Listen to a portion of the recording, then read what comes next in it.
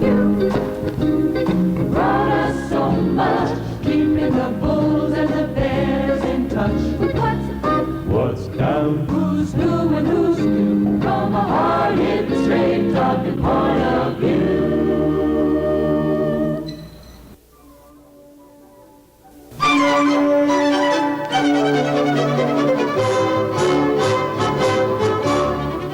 Every working day, millions of people the world over get their copy of the Wall Street Journal. Employers and employees, entrepreneurs and professionals all depend on the Journal for up-to-date information that is clear, useful, and sometimes even vital. Whether in Dallas, San Francisco, Chicago, New York, or Karachi, Singapore, Paris, and Milan, the Journal is the same, the business news of the nation, the business news of the world. How did this come about? Through the genius of one man, Barney Kilgore. In his 38-year association with the paper as writer, editor, and president of parent company Dow Jones, Kilgore transformed a worthy but dull financial sheet struggling for survival into the newspaper with the largest circulation in the country, a newspaper that has brought business issues into popular awareness.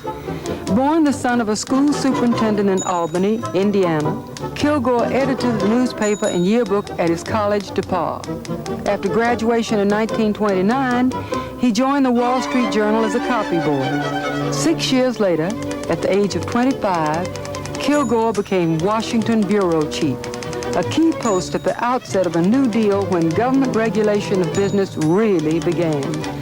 The clarity of Kilgore's writing style won praise from many, including FDR himself, who twice told other newsmen to read Kilgore in the Wall Street Journal. It was then that Kilgore's strong influence was first felt.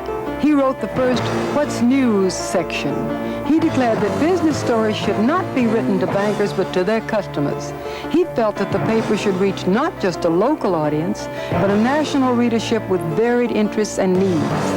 In 1941, Kilgore was managing editor, and more of his reforms swept through the paper like leader stories on page 1, What's New, Washington Wire, and the tradition of clear writing for quick reader understanding. After 1947, as president of Dow Jones, Kilgore built a nationwide network of regional printing plants capable of automatic, simultaneous typesetting, and he made the Dow Jones News Service into an international colossus.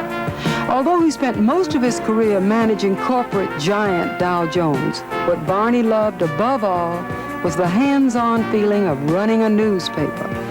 In his later career, to try out new ideas, he bought and published the Princeton Packet, New Jersey's oldest newspaper. He also founded the National Observer, a publication specially close to his heart. On his deathbed in 1967, Kilgore asked about the fate of the National Observer when he said to friend William Kirby, "Bill, will my baby make it?" His baby did not make it. The National Observer folded in 1974 because the idea for a general interest national newspaper was 15 years before its time.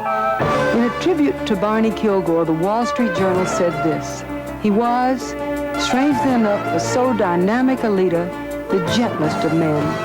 Yet there was a demon in him about what he wanted to create.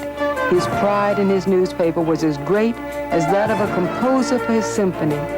To know what kind of a man Bernard Kilgore was, simply look at his work and his legacy."